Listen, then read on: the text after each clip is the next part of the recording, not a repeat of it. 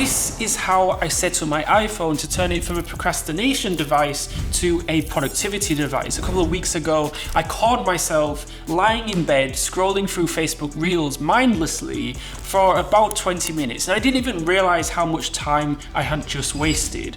And let me tell you, Facebook are really good at reeling you in. And maybe that's why they're called Facebook Reels. When you're scrolling through Facebook, they'll give you a very interesting preview of a video. And it's like, you just have to click on it to watch what happens. And boom, they've caught you. However, I fixed the issue. Over the last few days, I've not doom scrolled at all. Interestingly, if you look closely at my home screen, I still have the Facebook and Instagram apps on my phone, but their icons are washed out. There's an app that I use, and that one app has completely stopped me from doom scrolling, but I'll talk about that a bit later on, because first, let's talk about the fundamentals of setting your phone up to help you be productive as opposed to doom scrolling. This video is sponsored by Keeper Security. So this is my 3-app productivity system, and I have a task list widget, I have a calendar widget, and I have a countdown widget. If I had to rank the importance of all the apps on my phone in order of how much they help me be more productive in my daily life, those 3 apps would be the most important. They literally organize my personal life and my work life. So let me go through each one. The first is the task list widget. So the app that I use for this is Todoist. I've tried dozens of task list apps, but I just keep going back to Todoist. I've been using this app for more than 6 years, and it's probably the most used app on my phone. I use it that much. It's super simple to use. Anything that I need to do, I write it down on my list. The widget is on my home screen, so I see it every time I unlock my phone. The worst thing you can do with a task list is kind of put it out of sight so you forget about it, and then it's pretty much useless. You can also schedule tasks for later on in the week, and I also have recurring tasks that automatically pop up every week so that I don't have to keep adding them.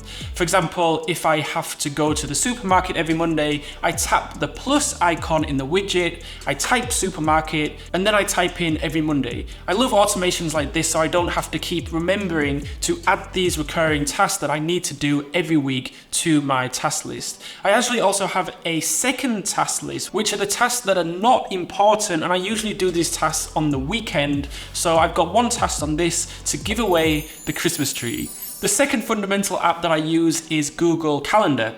So the same principle as my task list. When I swipe right, it's right there in front of me. I see it all the time. My calendar organizes my entire day. I have my events color coded. So gray tasks are Playstack tasks. Playstack is my other company where we help businesses grow on YouTube. I have yellow tasks, which are for this YouTube channel, and I have blue tasks, which are my kind of personal tasks. The third fundamental productivity app that I use is Countdown. So I've been using this app for a few months now. It's basically a countdown widget that reminds you of important things to do and important dates, right? So for example, if you're doing a 30-day challenge, maybe going to the gym every day for 30 days, let's say before the 1st of January, then this widget just reminds you about it. So for me, it's reminding me that for the next 32 days, I need to eat healthy, go to the gym, and go swimming in time for New Year. So I'm in good shape. It's kind of like an early New Year's resolution, I guess. So a super helpful app in keeping you focused on a specific goal. And before I forget, let me know in the comments if you have any productivity apps that you recommend. I'll check them out, and I maybe even will review them in a future video. One app that I do recommend is Keeper Security. So Keeper Security is the most secure, certified, tested, and audited password manager, which is probably why they have over 230,000 5-star ratings across the app stores. So I use Keeper Security not just on my phone, but also on my desktop. So whenever I need to log into an online account, I don't need to keep typing in the username and password, but Keeper Security will enter it for me in just a couple of seconds. And it's not just passwords that you can store, but you can also store credit card information, licenses, passports, and very sensitive files safely in their vault. And if you're someone that uses the same password for every online account, please don't. I used to do that years ago, but I remember there was a database with my password, which was hacked in 2012. My password was leaked and all my accounts that used that password were left exposed. So Keeper Security have a feature called Breach Watch, so you get instant alerts if your passwords are found on the dark web, so you can then take instant action to protect yourself. I really recommend you try Keeper Security for yourself. Users can try it for free, or if you're ready to purchase, you can get 50% off with the promo code MikeD, link in the description below.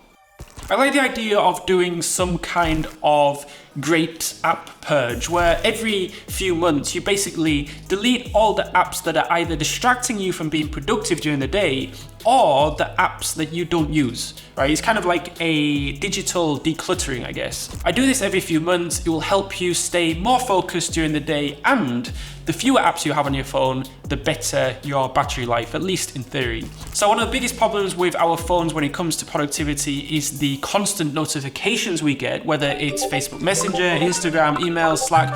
There are so many distractions. When I'm in a deep focus mode, which for me is at least 6 hours a day, I'll turn on Do Not Disturb mode. So I really think the Do Not Disturb mode is one of the best and underrated productivity tools that Apple have come up with. It's so simple, it just stops notifications. And you can also set your phone where you have emergency contact. So if those people call you, then the call will still go through. And you can do this by going to the Health app and tapping on Medical ID, or you can set your phone where if someone calls you twice in a row, then they can get through to you, which is a nice feature.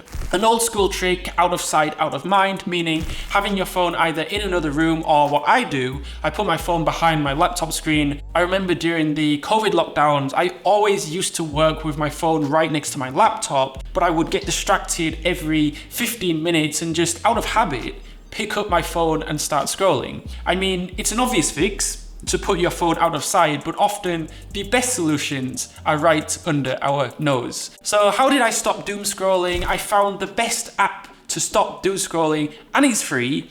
A few weeks ago, what I was looking for was an app that would allow me to open Facebook or Instagram, but it would restrict my time on that app to just 2 minutes. So I tried about 5 or 6 different apps, and I found one that works perfectly and it's free. It's called Screen Zen. So what it does is 2 things. Firstly, I've set it up so that when I click on either Facebook or Instagram, it makes me wait for 5 seconds, almost to kind of ask me, do you really want to do this? And then after 5 seconds, it will let me use the app, but just for 2 minutes. It will only let me use it for 2 minutes. You see, I don't mind using Facebook or Instagram, but I don't want to be scrolling endlessly for 20 or 30 minutes. So after the 2 minutes is up, it will kind of remind you to close the app. It's a super customizable app. You can choose which apps that you want to restrict.